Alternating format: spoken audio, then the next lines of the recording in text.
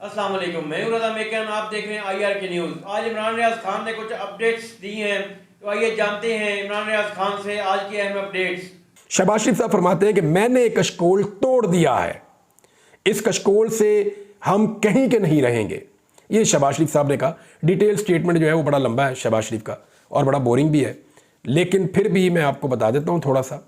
उन्होंने कहा कि मुत्तहदा अरब अमारात से कर्ज नहीं लेंगे, मुश्तरका सरमायाकारी चाहते हैं, कशकोल तोड़ दिया है, इस कशकोल से हम कहीं के नहीं रहेंगे। और इस तरह उन्होंने कहा और फिर अनाउंस कर दिया जी बहुत ज़्यादा पैसे आने वाले हैं, 60% नौजवान है। वो बातें जो इमरान खान साहब बताते थे इन्होंने भी याद की हुई हैं, लेकिन प्रैक्टिकली ये कहाँ खड़े हैं वो मैं आपको अब बताता हूँ। अच्छा, ये वही शहबाज शरीफ हैं जिन्होंने कहा था बेगर्स आर नॉट चूजर्स।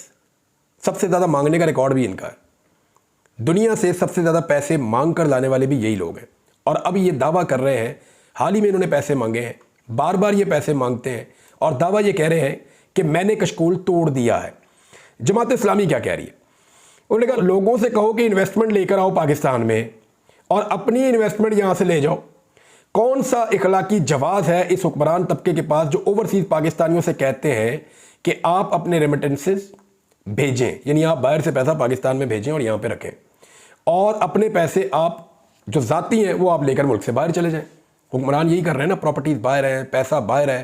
भाई आप इस मुल्क में हुकूमत कर रहे हैं, अपना पैसा तो पाकिस्तान में लेकर आए ना, ताकि लोग भी एतबार करेंगे जनाब इनके अपने हुक्मरानों ने अपने ज़ाती एसेट अपने मुल्क के अंदर रखे हुए हैं, लिहाजा ये मुल्क काबिल एतबार है, चलो हम भी पैसे लेकर इस मुल्क में चले जाते हैं। अब वो जो बंदा सबको कह रहा है कि इस कारोबार में डाल दो या इस मुल्क में पैसे डाल दो, अपने पैसे उसने बाहर रखे हुए हैं, तो कौन उसकी बात पर यकीन करेगा?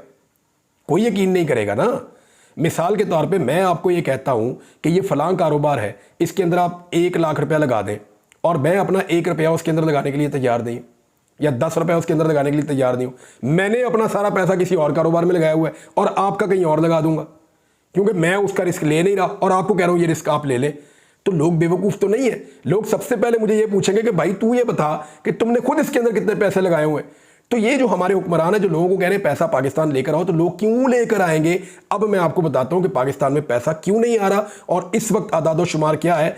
एक रिपोर्ट है जो बड़े शानदार सहाफ़ी हैं, बड़े जानदार सहाफ़ी हैं, शहबाज राणा साहब, एक्सप्रेस न्यूज़ से इनका ताल्लुक है, मैंने इनके साथ काम भी किया हुआ है, हम इकट्ठे काम करते रहे। उन्होंने जो रिपोर्ट जारी की है उसने सारा कुछ उदल पदल करके रख दिया है और जितनी कारकर्दगी थी सबका भांडा फोड़ कर रख दिया है।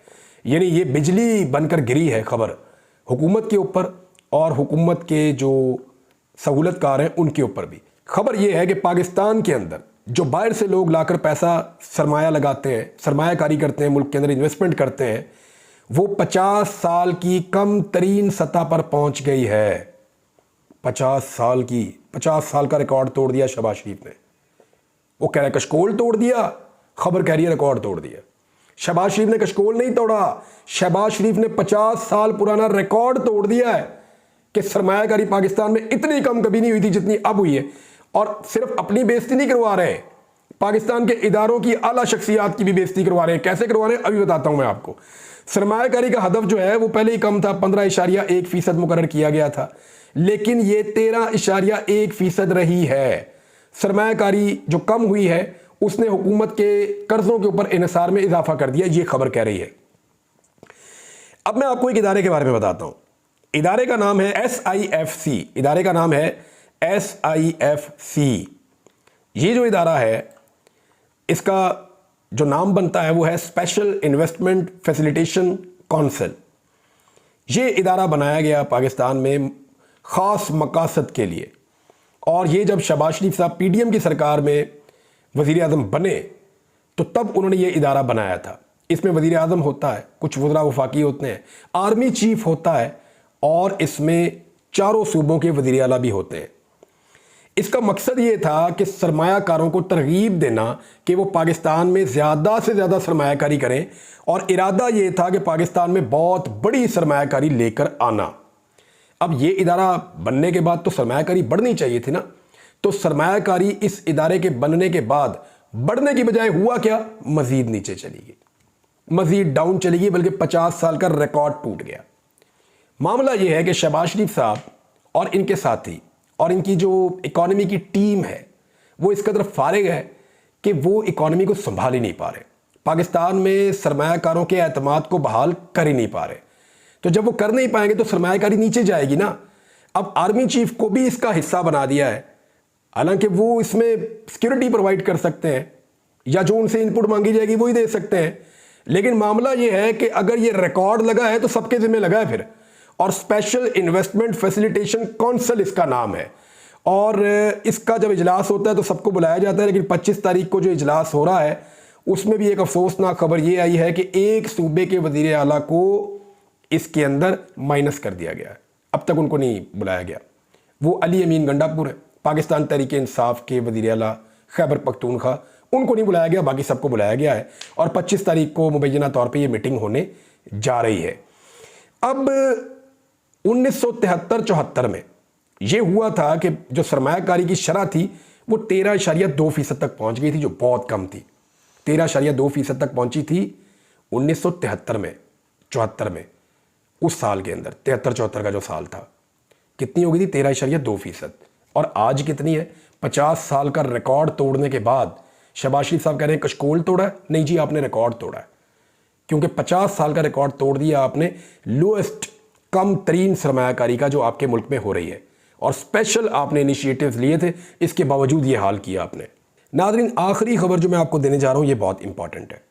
इमरान खान साहब का साइफर केस में अंदर रहना और इद्दत केस के अंदर रहना तकरीबन नामुमकिन होता जा रहा है।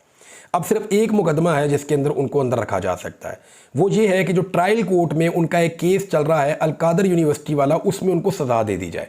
लेकिन उसमें सज़ा देने के लिए कम से कम 2 महीने का वक्त लगेगा, यानी 1.5 से 2 महीने कम से कम लगेंगे अगर अलकादर यूनिवर्सिटी वाले मामले में इमरान खान को सज़ा देनी है तो फिर इमरान खान साहब तो बाहर आ जाएंगे। तो अंदर कैसे रखा जाए इमरान खान को? अंदर अगर इमरान खान को अब रखना है तो सिर्फ एक रास्ता बचा है, और वो दोबारा से तोशा खाना, कि तोशा खाना को एक मरतबा फिर ट्राई किया जाएगा, एक मरतबा फिर, क्योंकि इन्वेस्टिगेशन की सतह के ऊपर कुछ चीज़ें पहुंचाई गई हैं, उनमें इमरान खान साहब की गिरफ्तारी डाल दी जाएगी और कोशिश की जाएगी कि मज़ीद इसको ड्रैग किया जाए उस वक्त तक जिस वक्त तक ये जो अलकादर यूनिवर्सिटी वाला केस है उसका दोबारा फैसला हासिल नहीं कर दिया जाता इमरान खान के खिलाफ। और अगर तोशा खाना का केस ना बन सका तो याद रखिएगा कि साइफर में और इद्दत केस में, ये 2 ही रह गए, इनमें इमरान खान साहब फिर अंदर नहीं रहते।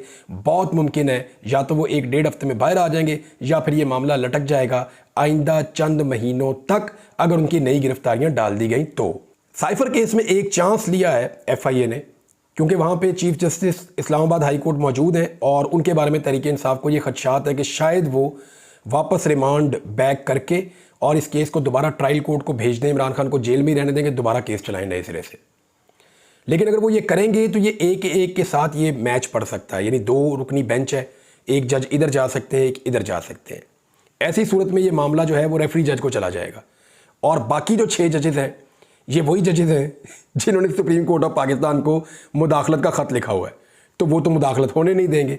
तो साइफर में तो मुझे बहुत मुश्किल लगता है। ज़्यादा से ज़्यादा ये है कि फ़ैसला महफूज करके उसको लंबा कर दिया जाए, और कुछ नहीं है। अब तक के लिए इतना ही। अपना ख्याल रखिएगा, अपने इस चैनल का भी। अल्लाह हाफ़िज़।